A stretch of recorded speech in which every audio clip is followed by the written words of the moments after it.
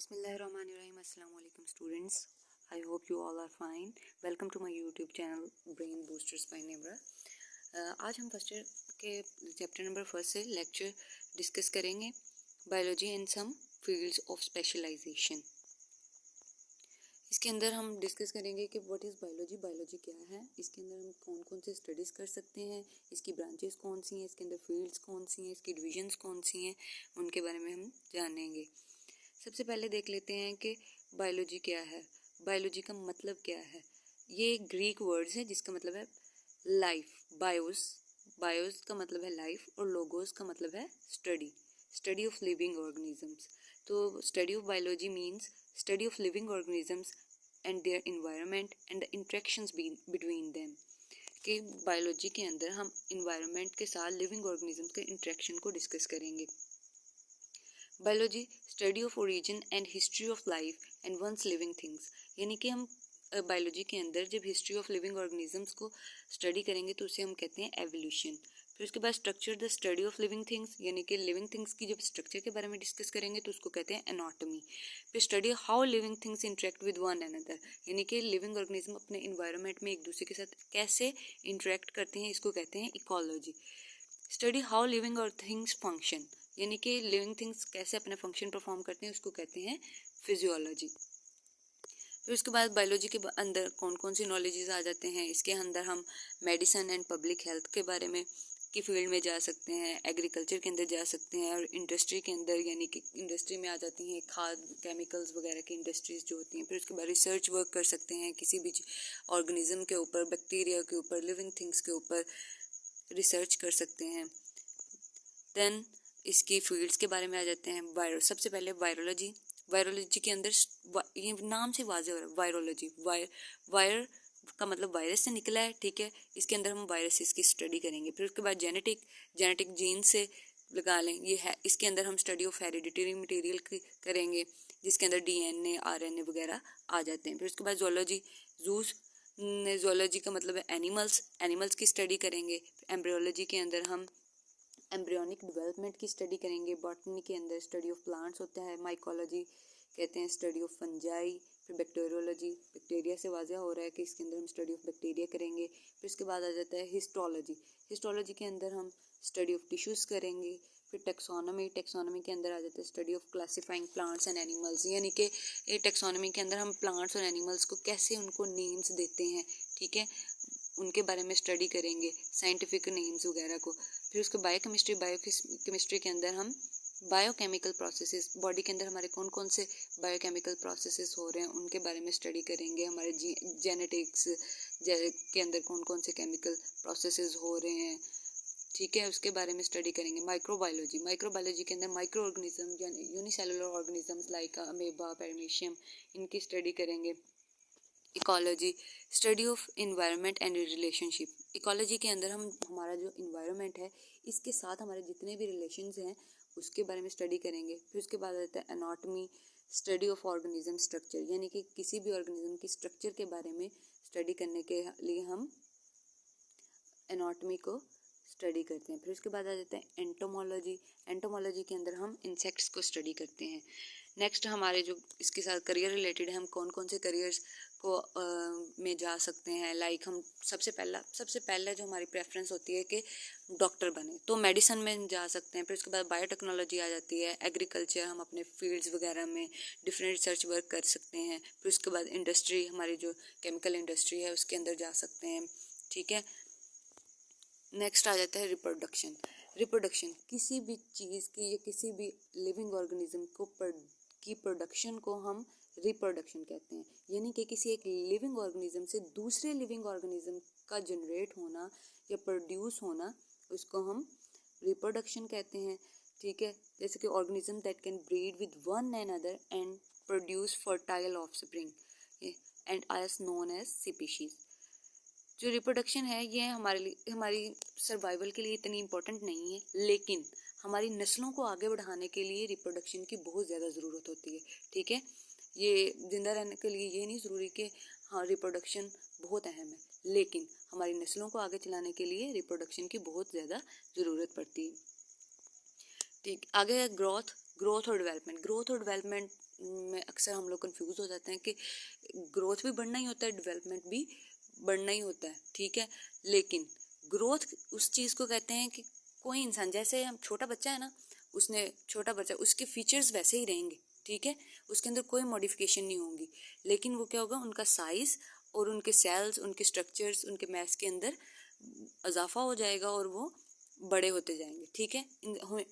इंसान को ही ले लें, ह्यूमन बींग्स के अंदर देख लें, बच्चे की शक्ल और उसकी शेप, उसके हैंड्स, उसके पूरी बॉडी शेप वैसी ही रहती है, लेकिन उनमें क्या होती है, इन्हांसमेंट होती है, यानी कि उनका साइज इंक्रीज होता है। तो किसी भी चीज़ के साइज को इंक्रीज होने को हम ग्रोथ कहते हैं, जबकि डेवलपमेंट के अंदर क्या होता है, नेचुरल चेंजेस होते हैं, यानी कि बिल्कुल ही शेप चेंज हो जाती है, बिल्कुल ही शक्ल ना उसकी चेंज हो जाती है। जैसे कि अंडे से चूजे का निकलना, ठीक है, पहले अंडा होता है, फिर उसके अंदर यॉक, फिर उसके अंदर चूज़ा बनता है, फिर चूज़ा जब बड़ा होता है, फिर उसके बाद उसकी डेवलपमेंट होती है। तो इस अंडे से चूजे तक का जो प्रोसेस है, इस प्रोसेस को हम डेवलपमेंट कहते हैं कि इसके अंदर नेचुरल चेंजेस आ रहे हैं, ठीक है। लेकिन जो ह्यूमन बींग की शेप चेंज हो रही है, शेप चेंज नहीं हो रही, लेकिन उसके साइज इंक्रीज हो रहा है, तो उसको हम ग्रोथ कहते हैं। फिर नेक्स्ट देखते हैं, ये एग्जांपल है, यानी कि ये देख लें, ये डॉग है, इसका मतलब जो डॉग का जो बच्चा है वो वैसा ही रहेगा, लेकिन इसके अंदर साइज के अंदर इसके इन्हांसमेंट होगी, ठीक है। लेकिन जैसे अंडे से चूजे बनने के प्रोसेस को हम डेवलपमेंट कहेंगे कि ये टोटली प्रोसेस चेंज है, नेचुरल चेंजेस आ रहे हैं। फिर उसके बाद डिस्प्ले ऑर्गेनिजम्स, डिस्प्लेज ऑर्गेनाइजेशंस कहते हैं which means they are arrange in an orderly way, ठीक है, ये एक ऑर्डरली वे के अंदर अरेंज होते हैं। जैसा कि सिंगल सेल, इसके अंदर सिर्फ फंक्शनल स्ट्रक्चर्स होती हैं और सिर्फ एक सेल पाया जाता है, जैसे कि अमीबा, पैरामीशियम वगैरह। मल्टी सेलुलर के अंदर कहते हैं, मल्टी का मतलब होता है बहुत ज़्यादा सेल्स पाए जाते हैं इसके अंदर। Specialised cells organised into tissues, सबसे पहले ये टिश्यूज, सेल से टिश्यूज बनते हैं, फिर टिश्यू से एक ऑर्गन जनरेट होता है, फिर ऑर्गन से ऑर्गन सिस्टम बनता है, फिर ये एक ऑर्गेनिज्म को प्रोड्यूस करते हैं। ये हमारे पास, ये आप छोटे छोटे बिल्कुल हमारे जैसे हमारी बॉडी के अंदर बिलियन ट्रिलियन सेल्स पाए जाते हैं। ये सेल्स क्या करते हैं, सेल्स मिलके टिश्यूज बनाते हैं, फिर टिश्यूज ऑर्गन्स बनाते हैं, फिर ऑर्गन एक ऑर्गन सिस्टम बनाते हैं, जैसे कि हमारा ब्रेन एक ऑर्गन है, ठीक है। फिर इसी तरह हमारे बॉडी के अंदर बेशुमार ऑर्गन्स है, फिर ये सारे ऑर्गन्स मिलके ऑर्गन सिस्टम बनाते हैं और एक ऑर्गेनिज्म बनता है। ऑर्गेनिज्म यानी कि एक ह्यूमन बन जाता है, ठीक है। Next, respond to stimuli. Anything part of the environment that cause some reaction by the organism. यानी कि environment के अंदर कोई ऐसी तब्दीली आए और फ़ौरन से हमारा रिएक्शन आए, तो इसको हम स्टिमुलस कहते हैं। जैसे कि आप you learn on stove which is still hot, what happens, जो जैसे कि हमारा चूल्हा जो है बहुत गर्म है, तो लड़कियां ये बात बहुत अच्छे से समझ सकती हैं कि अगर हम रोटी बनाते हुए हमारा हाथ तवे के ऊपर यकदम से लगे और हम फ़ौरन से पीछे कर लेते हैं, ठीक है। तो इसी ये हुआ है हमारा रिस्पॉन्ड टू स्टिमुलाई, यानी कि एनवायरनमेंट के अंदर कोई थोड़ी सी तब्दीली आई और हमारा हाथ बिल्कुल पीछे चला गया, ठीक है। इसको हम कहते हैं रिस्पॉन्स और रिएक्शन टू द स्टिमुलस। ये इसकी एग्जांपल नज़र आ रही है आपको। फिर उसके बाद साइंटिफिक इन्वेस्टिगेशन कैसे कर सकते हैं। सबसे पहले हम उस चीज़ को, जो हमारे पास प्रॉब्लम है, कोई भी चीज़ है, किसी के अंदर प्रॉब्लम आ रही है, तो हम इसको पहले ऑब्जर्व करेंगे, फिर उसको आइडेंटिफाई करेंगे, फिर बताएंगे कि इसके अंदर ये प्रॉब्लम है। जैसे कि एक मरीज़ होता है, उसको हम पहले ये नहीं कहते थे कि इसको फलां बीमारी है, इसको कैंसर हो गया, नहीं, हम ऐसे उसकी शक्ल देख के थोड़ी कह सकते हैं। पहले हम क्या करेंगे, उसके टेस्ट करवाएंगे, टेस्ट की रिपोर्ट्स आएंगी, फिर रिपोर्ट्स को डॉक्टर ऑब्जर्व करेंगे कि किस चीज़ पे क्या प्रॉब्लम्स आ रही हैं, फिर वो डायग्नोस करेंगे कि इस चीज़ को, इस इंसान को ये वाली बीमारी है। Forming hypothesis make general statement about relation between manipulated variable and responding variable.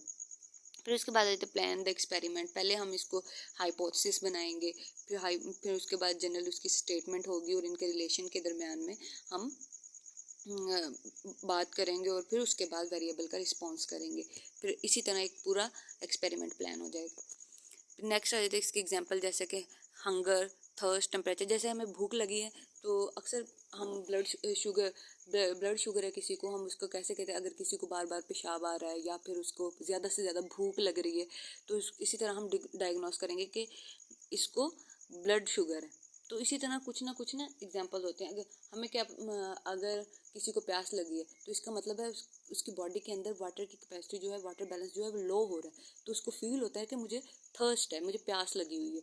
इसी तरह अगर हम ब्लड की pH मालूम करनी हो तो किसी को टेम्परेचर हो जाता है, जैसे कि नॉर्मल pH 7 है, तो इसी तरह फिर उसके बाद हम देखेंगे कि अगर किसी के अंदर कोई गर्म है तो हम उसे कह देंगे कि टेम्परेचर है या उसे बुखार है।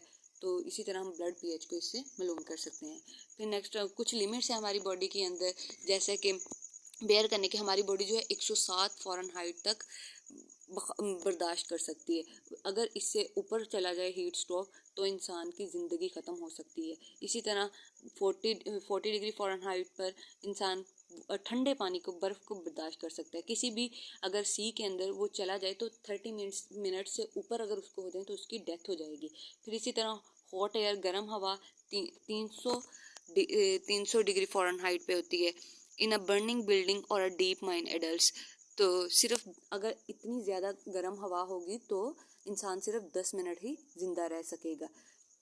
फिर इसी तरह हाई एल्टीट्यूड 1500 फीट तक अगर कोई चला जाए तो अगर किसी इंसान के अंदर और इसके लंग्स के अंदर इतनी कैपेसिटी है तो वो इसके अंदर सरवाइव कर सकता है, अदरवाइज बाकियों के लिए फेटल है, यानी कि ख़तरे का बाइस है। फिर उसके बाद स्टारवेशन 45 डेज, मतलब कि कुछ इंसान होते हैं 30%, उनकी बॉडी वेट जो 30% होता है वो उनकी डेथ हो जाती है, वो 45 दिन तक भूख बर्दाश्त नहीं कर सकते। फिर उसके बाद डाइविंग इन डीप, अगर कोई इंसान 282 फीट डूब जाता है, ठीक है, तो 2 मिनट्स के अंदर उसकी डेथ वाक़या हो सकती है, ठीक है।